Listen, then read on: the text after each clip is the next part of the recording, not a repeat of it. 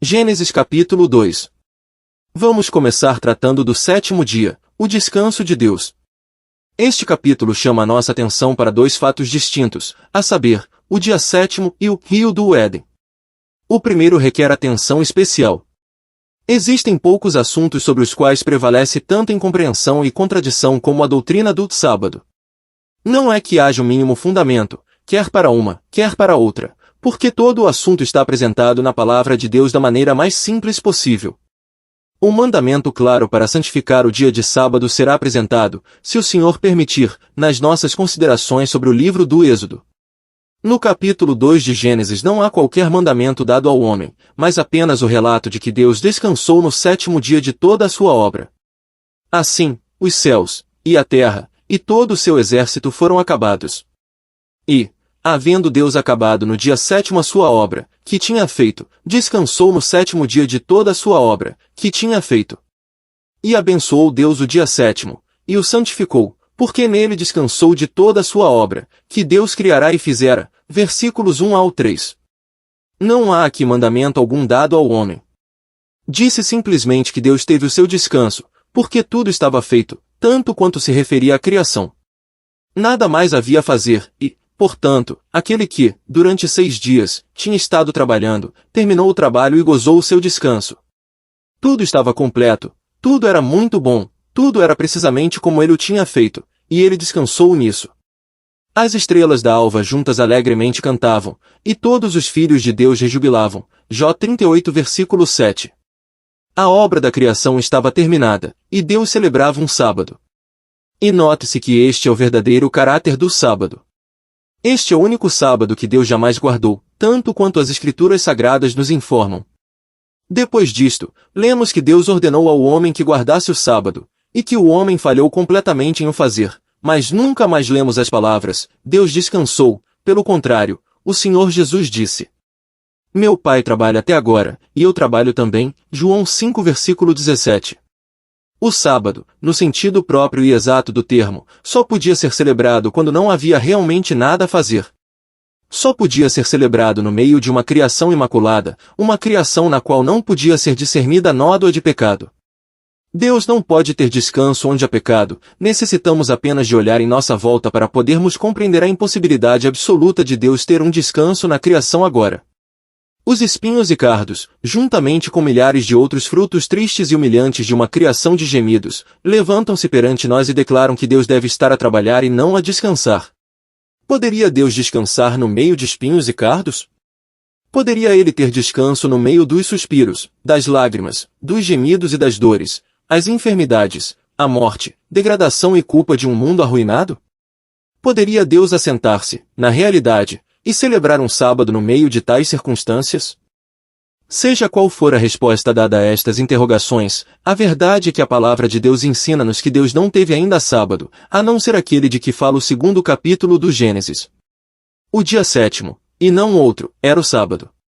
Mostrava a perfeição da obra da criação, porém, a obra da criação foi manchada, e o descanso do sétimo dia interrompido. E assim, desde a queda até a encarnação, Deus não deixou de trabalhar, desde a encarnação até a cruz, Deus o Filho trabalhou, e desde o Pentecostes até esta data, Deus o Espírito Santo tem estado trabalhando. Certamente, Cristo não teve descanso quando esteve no mundo. E verdade que ele acabou a sua obra, bem-aventurada e gloriosamente a acabou. Porém, onde passou ele o dia de sábado? No sepulcro. Sim, prezado amigo, Cristo, o Senhor, Deus manifestado em carne, o Senhor do sábado, o Criador e mantenedor do céu e da terra, passou o sétimo dia no silêncio sombrio do túmulo. Não há nisto uma voz para nós? Não há nisto ensino? Poderia o Filho de Deus passar o sétimo dia na sepultura se esse dia fosse para ser passado em paz e descanso, e de sentir que nada mais restava a fazer? Impossível!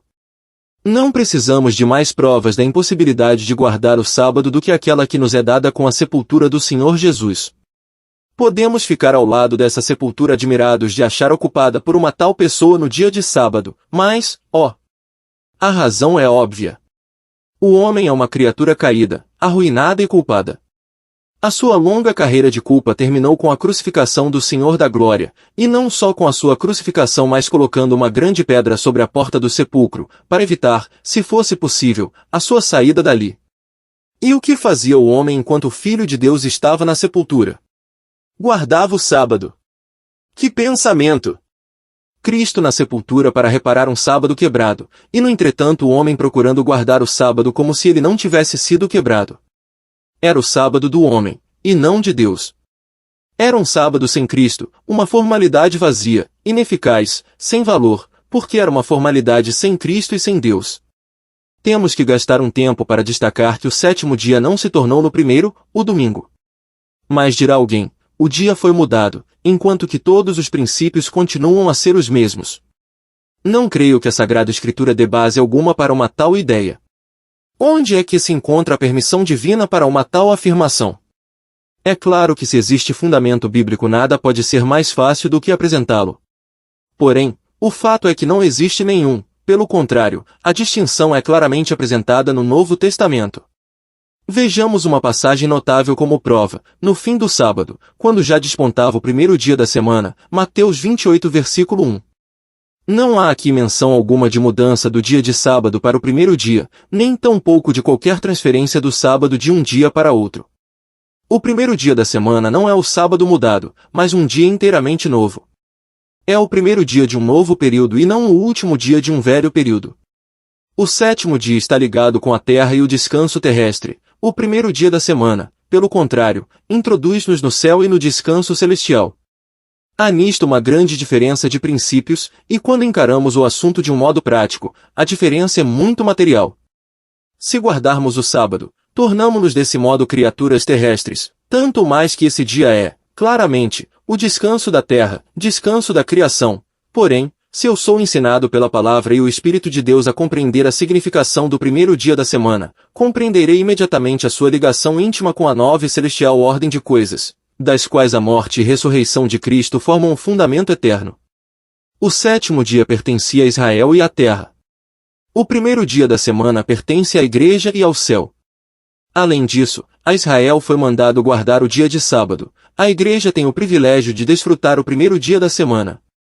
O primeiro era o ensaio da condição moral de Israel, o último é a prova significativa da eterna aceitação da igreja.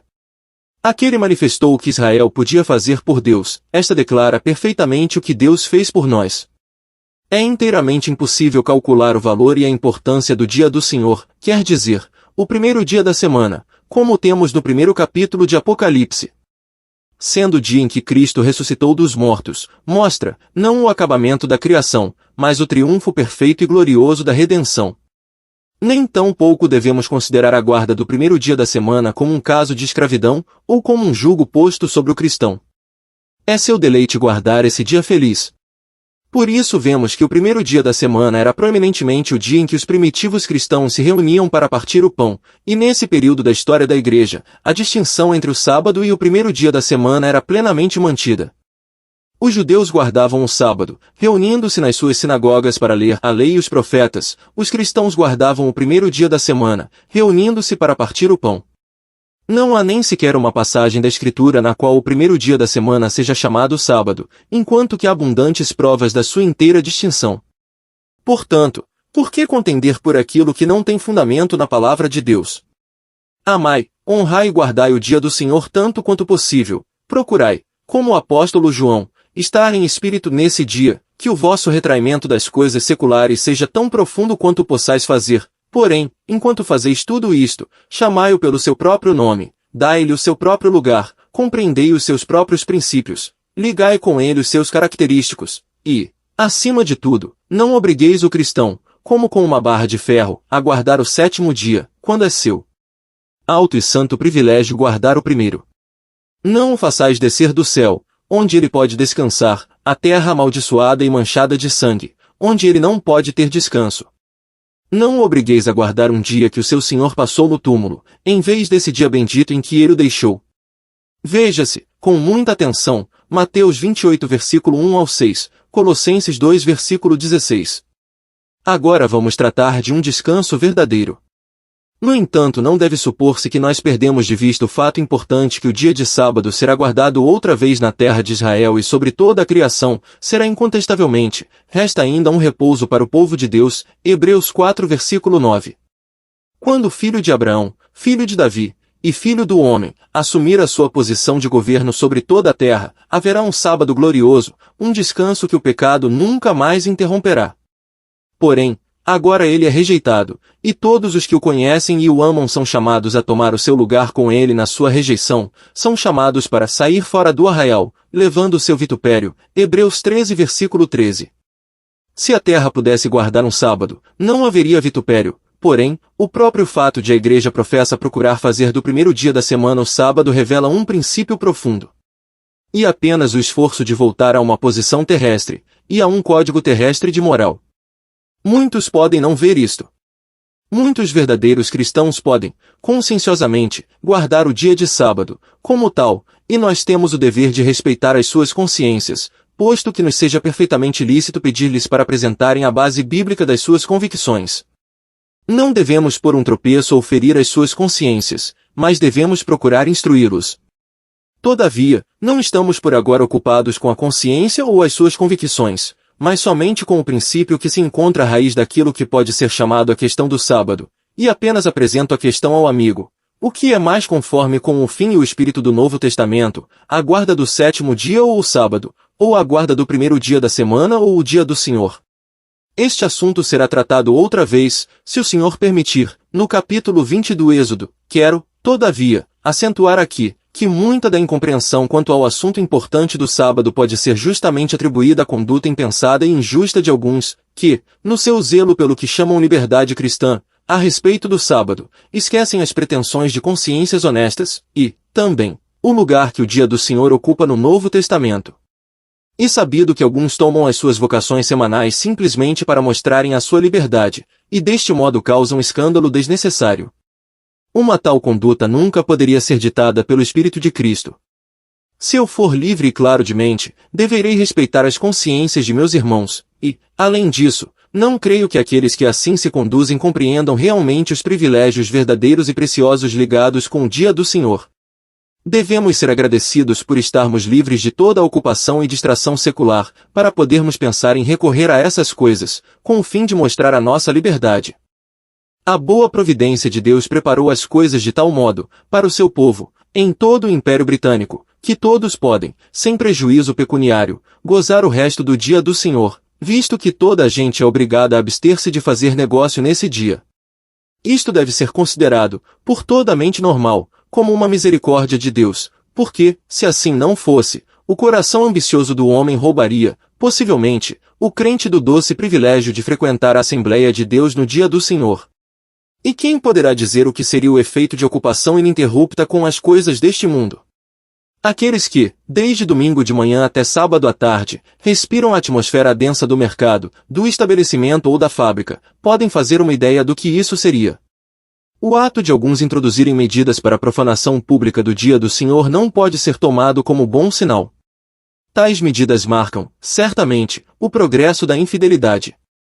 Mas há alguns que ensinam que a expressão o dia do Senhor se refere ao dia do juízo, e que o apóstolo exilado se achou, de fato, arrebatado pelo Espírito ao dia do Senhor anunciado no Velho Testamento. Não creio que o original possa dar uma tal interpretação, e, além disso, temos em 1 Tessalonicenses 5 versículo 2 e 2 Pedro 3 versículo 10, as palavras exatas, o dia do Senhor, cujo original é inteiramente diferente da expressão acima mencionada. Isto esclarece o assunto plenamente, tanto quanto se refere à crítica, e quanto à interpretação é bem claro que a maior parte do Apocalipse está ocupada, não com o dia do Senhor, mas com acontecimentos antecedentes a esse dia. Agora alguns pensamentos sobre o rio do Éden, imagem do rio da graça. Consideremos agora a ligação entre o sábado e o rio que saía do Éden. Há nisto grande interesse. E a primeira vez que vemos o rio de Deus em ligação com o descanso de Deus. Quando Deus descansou das suas obras, todo o mundo sentiu a bênção e o refrigério disso. Era impossível que Deus guardasse um sábado sem que a terra sentisse a sua sagrada influência. Porém, infelizmente, as correntes que corriam do Éden, a cena do descanso terrestre, foram em breve interrompidas, porque o resto da criação foi manchada pelo pecado. E contudo, bendito seja Deus, o pecado não pôs termo às suas atividades, mas apenas lhes deu uma nova esfera, e onde quer que ele é visto atuando vê-se o rio correndo. Assim, quando o encontramos, com mão forte e braço estendido, conduzindo as suas hostes remidas através das areias estéreis do deserto, vemos o rio saindo, não do Éden, mas da rocha ferida, uma expressão própria e linda do fundamento sobre o qual a graça soberana supre as necessidades dos pecadores. Isto era redenção e não simples criação. A rocha era Cristo, Cristo ferido para suprir as necessidades do seu povo. A rocha batida estava ligada com o lugar do Senhor no tabernáculo, e efetivamente havia beleza moral nessa ligação. Deus habitando atrás de cortinas, Israel bebendo de uma rocha que havia sido ferida, tinha uma voz para todo ouvido atento, e uma lição profunda para todo o coração circuncidado, Êxodo 17 versículo 6. Avançando na história dos caminhos de Deus, encontramos o rio correndo noutro canal. No último dia, o grande dia da festa, Jesus pôs-se em pé, e clamou, dizendo, se alguém tem sede, que venha a mim e beba. Quem crê em mim, como diz a Escritura, rios de água viva correrão do seu ventre. João 7 versículos 37 e 38.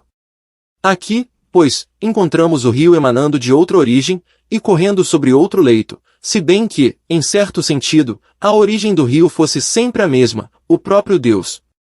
Porém, então, não era Deus conhecido num novo parentesco e sobre um novo princípio. Assim, na passagem que acabamos de reproduzir, o Senhor Jesus tomava o seu lugar, em espírito, fora de toda a ordem existente de coisas, e apresentava-se como a origem do rio da água da vida, do qual rio a pessoa do crente tinha que ser o leito. O Éden da antiguidade foi constituído devedor a toda a terra, para estender os seus afluentes fertilizantes. E no deserto, a rocha, depois de ferida, tornou-se devedor às hostes sedentas de Israel.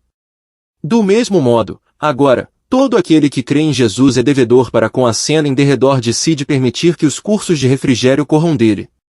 O cristão deve considerar-se como o leito através do qual possa correr a multiforme graça de Cristo para um mundo necessitado, e quanto mais graça ele transmitir, mais receberá, porque alguns a que espalham, e ainda se lhes acrescenta mais, e outros que retêm mais do que é justo, mas é para sua perda. Provérbios 11 versículo 24. Isto põe o crente num lugar do mais doce privilégio, e, ao mesmo tempo, da mais solene responsabilidade. É chamado para ser o expoente e a testemunha da graça de aquele em quem crê. Ora, quanto mais ele compreender o seu privilégio, tanto melhor corresponderá à sua responsabilidade. Se é habitualmente alimentado por Cristo, não pode evitar o manifestar. Quanto mais o Espírito Santo conservar o olhar do cristão fixo em Jesus, tanto mais o seu coração estará ocupado com a sua adorável pessoa, e a sua vida e o seu caráter darão testemunho inequívoco da sua graça. A fé é, imediatamente, o poder de ministério, de testemunho e de adoração. Se não estivermos vivendo pela fé no Filho de Deus, o qual nos amou e se entregou a si mesmo por nós, não seremos servos eficientes, nem testemunhas fiéis, nem verdadeiros adoradores. Poderemos fazer muita coisa, mas não será serviço para Cristo. Poderemos dizer muita coisa, mas não será testemunho de Cristo. Poderemos exibir muita piedade e devoção, mas nada disto será espiritual nem verdadeira adoração. Falemos agora sobre o rio de Deus. Finalmente, é-nos apresentado o rio de Deus no último capítulo do livro do Apocalipse. E mostrou-se o rio puro da água da vida, claro como cristal, que procedia do trono de Deus e do Cordeiro. Há um rio cujas correntes alegram a cidade de Deus, o santuário das moradas do Altíssimo, Salmo 46 versículo 4. É este o último lugar em que achamos o rio. A sua origem nunca poderá ser tocada, o seu curso nunca mais interrompido. O trono de Deus é expressivo de estabilidade eterna, e a presença do Cordeiro é a evidência de estar fundado sobre o fundamento da redenção efetuada. Não se trata do trono de Deus na criação, nem em providência, mas em redenção. Quando contemplo o Cordeiro, vejo a sua relação comigo como pecador. O trono de Deus, como tal, apenas me deteria, porém, quando Deus se revela na pessoa do Cordeiro, o coração é atraído, e a consciência tranquilizada. É preciso que compare também Ezequiel 47 versículo 1 ao 12, e Zacarias 14 versículo 8. O sangue do Cordeiro purifica a consciência de toda nódoa e mácula de pecado, e põe-na, em perfeita liberdade, na presença da santidade que não pode tolerar o pecado. Na cruz, todas as exigências da santidade divina foram perfeitamente satisfeitas, de modo que, quanto mais compreendo a santidade, mais aprecio a cruz. Quanto maior for a nossa apreciação da santidade, tanto maior será a nossa apreciação da obra da cruz. A graça reina em justiça, para a vida eterna, por Jesus Cristo, nosso Senhor. Por isso, o salmista convida os santos a renderem graças com a lembrança da santidade de Deus. Isto é um fruto precioso de uma perfeita redenção. Antes de o pecador poder dar graças com a lembrança da santidade de Deus, deve encará-la pela fé do outro lado da cruz, a ressurreição. Ao finalizar, vamos tratar da responsabilidade de Adão, que era obedecer. Havendo seguido o rio de Deus desde Gênesis ao Apocalipse, pensemos, rapidamente, na posição de Adão no Éden. Já o vimos como um símbolo de Cristo, contudo, ele não deve ser visto apenas tipicamente, mas pessoalmente, não apenas simbolizando o segundo homem, o Senhor do céu, mas também como ocupando o lugar de responsabilidade. No meio da encantadora cena da criação, o Senhor Deus pôs um testemunho, e este testemunho era também uma prova para a criatura. Falava de morte no meio da vida, no dia em que dela comeres, certamente morrerás. Estranho e solene aviso. E todavia, era um aviso necessário. A vida de Adão estava pendente da sua obediência. O elo que o ligava ao Senhor Deus era a obediência, baseada em confiança implícita em aquele que o tinha colocado na sua posição de dignidade, confiança na sua verdade, confiança no seu amor. Ele só podia obedecer enquanto confiasse. Veremos a verdade e o poder disto mais claramente quando tivermos ocasião de examinar o capítulo seguinte. Zero amigo há de notar a mudança, neste capítulo, da expressão Deus para Senhor Deus. Existe grande importância nesta distinção. Quando Deus atua em relação com o homem toma o título de Senhor Deus, Jeová Elohim, mas até o homem aparecer em cena a palavra Senhor não é empregada. Quero apresentar apenas 2 ou 3 passagens em que esta distinção é admiravelmente apresentada. E os que entraram, macho e fêmea de toda a carne entraram, como Deus, Elohim, lhe tinha ordenado, e o Senhor, Jeová, o fechou por fora. Gênesis 7 versículo 16. Elohim ia destruir o mundo que criará, mas Jeová teve cuidado do homem com quem estava em relações, e toda a terra saberá que há Deus, Elohim, em Israel, e saberá toda esta congregação que o Senhor, Jeová, salva. 1 Samuel 17 versículos 46 e 47. Toda a terra devia reconhecer a presença de Elohim, porém Israel era chamado a reconhecer os feitos de Jeová, com quem estava relacionado. Por último, Josafá clamou e o Senhor, Jeová, o ajudou. E Deus, Elohim, os desviou dele, segundo Crônicas 18 versículo 31. Jeová teve cuidado do seu pobre servo errado, mas Elohim, embora desconhecido, atuou sobre os corações dos incircuncisos sírios. Quero, de passagem, chamar a atenção do amigo para o contraste notável entre o testemunho levantado no Éden, e o que agora se encontra posto. Então, quando tudo em redor era vida, Deus falou de morte. Agora, pelo contrário, quando tudo em volta de nós é morte, Deus fala de vida. Então a sua palavra era, no dia em que dela comeres, certamente morrerás. Agora a palavra é crê e viverás. E, assim como no Éden o inimigo procurou tornar nulo o testemunho de Deus, como resultado de comerem do fruto, do mesmo modo agora, ele procura anular o testemunho do Senhor como resultado de crer o Evangelho. Deus havia dito, no dia em que dela comeres, certamente morrerás. Porém, a serpente disse, certamente não morrereis. E agora, em que a palavra de Deus declara perfeitamente que aquele que crê no Filho tem a vida eterna, João 3 versículo 36, a mesma serpente procura persuadir as pessoas de que não têm a vida eterna, e que nem tão pouco devem presumir pensar em tal coisa, até terem, primeiro, feito, sentido, e experimentado toda a sorte de coisas. Prezado amigo, se ainda não crês de todo o teu coração no que Deus diz na sua palavra, quero pedir-te que deixes a voz do Senhor prevalecer acima do silvo da serpente. Quem ouve a minha palavra e crê naquele que me enviou tem a vida eterna e não entrará em condenação, mas passou da morte para a vida. João 5 versículo 24.